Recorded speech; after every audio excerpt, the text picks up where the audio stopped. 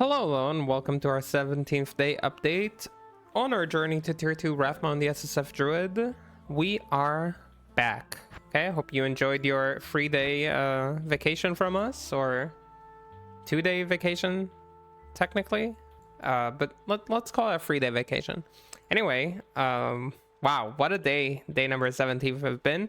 I'm just gonna pull up the video straight up and then we can talk about the plans for the next day. Coming into day number 17, we were mostly just, you know, looking to farm these events, running maps, rare maps. I was farming a lot of tier 2 maps, just looking for sigils, just to even up my sigils. And we were looking for events. We wanted more events just to get like that splinter, maybe get a couple of keys since we got so much pest during the start of the week. So yeah, that was the plan. And yeah, you can see me farming some Scovos maps over here. And over here at Scovos, we started the day by dropping an Andes. I think I dropped just like 10 minutes into the stream. And I mean, Andes, while not better than the traditional Druid pelt, it's still a very strong helm. With the right slam, it could be better for us. So I definitely wanted to slam it. It just slammed Replenish Life, so we didn't really care for it. Over here in this suicidal corner where we almost just died, we dropped a Mal rune, and I'm gonna have a look. I think we started amassing an insane amount of like mid-tier runes, if you'd like to call them that. We have quite a few of those at this point, so yeah, that's very nice. Over here, 24 minutes in, we drop an insane jewel, and I actually had to do a double take because I didn't even realize what I had there. This is a 15 increased attack speed, 34 enhanced damage jewel. Of course, one of the best like jewels for a shapeshifter druid that's looking to do physical damage. This is basically one of the only ways to optimize your damage on these like socketed weapons. And if we find like more of these, they will open up more opportunities for us to create even stronger weapons than we currently have. Our current weapon really relies on us not having access to these kind of powerful jewels. This is technically the second one we dropped. The first one we dropped had 22 enhanced damage. So this is by far stronger. And with even one more jewel, like a lot of new like options for weapon types are going to open up for us. So it's a really nice find for us.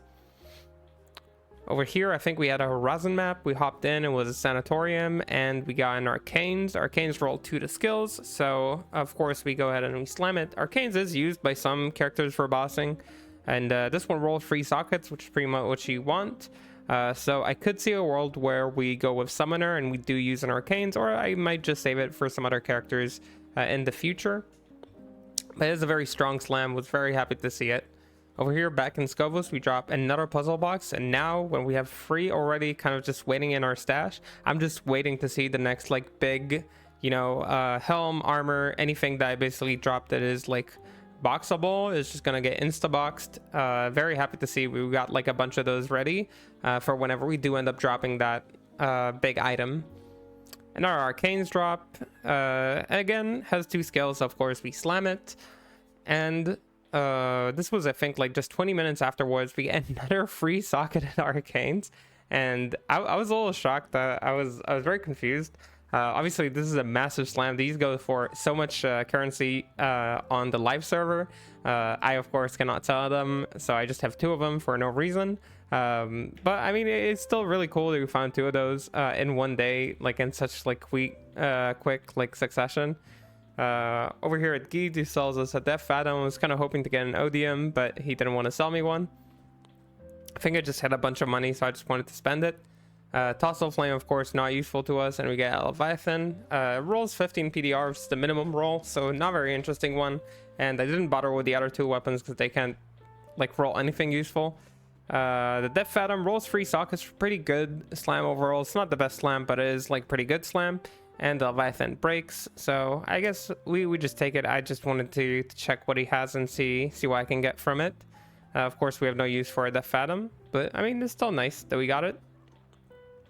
Over here in River, we get another Rainbow Facet, and while I was hoping for Cold or Poison, we get a Lightning one yet again. I think I got the most Lightning ones, and then Cold and then Poison. I mean, it is what it is. And as you can see, I just sped it up because it's like the same map we get a Mime Oak Amulet. It's not a very good one, but these all happen in just like quick succession. And you'll see it like going a little bit forward. We drop once again another amulet, and 2 amulets in the same map, of course, cannot be the same amulet. This is not a Mime Oak, this is a Mara's. It rolls 29 all res Mara's, so very happy about that. This, if it slams, +1 all skills, 2 max all resistances, just all res would be amazing. Sadly, as you can see, the graphics changed, which means we did break that Mara's, but it was still nice to get like such a cool amulet again. While popping the super chests in, or I don't know if these are super chests. While popping the chests here in Bastion, we did manage to get an Ohm rune off the chest. So it was very, very nice. Slightly later, we get another amulet here in Westmarch. So I was really just running through rare maps that I had, and we got a High Lord. So a lot of cool amulets. Hopefully we don't break this one. And again, 2 max soul is the one we want most. It rolls 3 mana after each kill, which I think in live servers, this is not too bad. I think some classes like having some mana after each kill on their High Lords. So it's not the worst slam ever, but it's just not very specifically useful to us as a druid. So it's a little bit of a shame, but it's ways. Another Geeds event. And over here you can see we have a chance at a Messer. We try to buy it. We get a Bone Slayer, sadly. Bone Slayers are not useful to us in any way. I try to buy the Azarath just to say I got an Azarath because we haven't dropped one yet. And over here, despite it saying Griffin's Eye only, it gives us a Kira again. And we do get that Kira's. I figured I might as well slam it. Kira's not normally used by Druid. Just as like as a substitute. We break it, so it doesn't even matter what it gets. And right afterwards in the next map, I believe we drop another Kira's. Slightly worse stats than the last one that we broke, but I mean, it's whatever. I'm not like too worried about it. This one does slam 3 sockets, which is normally the best in slot slam, or the second best slam after +1 skills. It depends on your like other gear, but a lot of other classes love using Kiras and love using Kiras with 3 sockets. So it's cool that we got all these like insane like slams. After all, we got like a 3-socketed Death Fathom, a 3-socketed Kiras. We got like 3-socketed Arcanes, like a lot of like high socket rolls. And here we got a Messer. If this gets 6 sockets, that would also be cool. And it actually does get 6 sockets. So we were kind of like on fire with the sockets on day number 17. Sadly, this one rolled almost minimal enhanced damage, so I put it on the calculator just to see if it is better or if it's worse than the Bone Hue that we already have. And I think this one will perform slightly worse than our Bone Hue. Sadly, if it was ethereal, it would be better though. That would have been really cool. We drop a 5-all res small charm, which again will be useful for us probably when we gear up for Rathma. 5-all res small charms are really important. And making like your res kind of work out. And over here at Westmarch, we drop a Colossus Blade. This is the Grandfathers, of course. And Grandfathers technically can be used by like a Druid Shapeshifter with the right slam, like a 6-socket or something. Since it's not ethereal, then it's not like really important. Like it loses a lot of its value when it's not ethereal. It also attacks really slow, so it's really hard to solve like the IAS issue on it. But we do go ahead and slam it. You can see the graphics change. It slammed 5 sockets, which wouldn't have been good enough anyway for a shapeshifter. But sadly, it broke. Still sadly. Over here, we slam a rune sword. It slams 4 sockets, but sadly it breaks. So a few breaks in a row. Not to say we didn't have good luck that day. We had insane luck that day. Just a few breaks in a row, and they broke with the correct kind of slams. Kind of-ish, you know what I mean? So a little bit sad about it. This could have been a really nice plague bearer for our rabies druid, but it wasn't meant to be, and that's okay, you know. And our Leviathan drops 17 PDR, again pretty low roll on the PDR. We slam it, it rolls FCR, which generally speaking most people wouldn't care about. I specifically remember using FCR shaft stop on my Act 4 Merc for a while. Just to get his breakpoint with it. So I don't know, I decided I'll keep it just in case I want to run like a tankier setup for my Act 4 Merc in the future. Over here we drop a unique, not unique, a set amulet, and you already know what this means because I actually included it. We finally have completed Top Rush's set. Again, not running a sorceress, but I was just happy that I could complete this classic set. Over here at Ariat, I'm pretty sure it's even the same map. This was the last map that I wanted to run. So boss kill number 395. We got another void event, and what a nice ending to the day would it be if we could just get a splinter, since it was what we were after the entire day. It was like about 6 hours into the stream or so. So I was getting like a little bit tired and just figured, okay, this will be the last map, and it happened that we do get a mend event. But yeah, still didn't get the splinter yet, so need to keep up the hope. Wow, so many maps. Like getting like one splinter from 395 maps is pretty crazy. Like in live servers, it's like the opposite, I feel like. But yeah, we do end up getting that splinter after 395 maps. We get 2 splinters, which means we've officially gotten as many splinters as we did the skeleton keys or Zod runes or whatever. I think it took us about 900,000 kills. I'll check in a moment. This was the last thing that happened during the stream, so I can already cut it out. You could see probably in the video that I'm like, I was so relieved that we finally can stop chasing. The splinter is here. That's why I don't want to open the stash.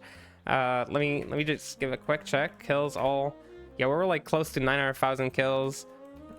Kills maps. It was like the last map, 395 of the day. And yeah, with that said, we do have a splinter, and as I promised, once we do get a splinter, I'll run all the pests as well. So plan for day number 18. Day number 18 is going to be structured like this. I'm going to farm 1 pest, just farm pest till we get 1 pest drop. I'm going to run these 3 key sets, so we get 3 more BSS. We're going to have 12 12 runs at declone to drop a ton of Anilises.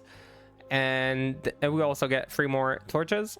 We'll run Uber Ancients just because I wanted to do kind of like a bossing day, so I figured might as well do everything together.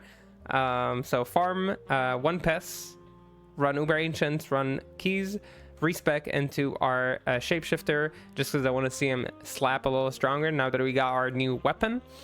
And then we're gonna run Rathma. We're gonna kick her ass. We're gonna run a tier 0 still, even though I can probably do tier 1.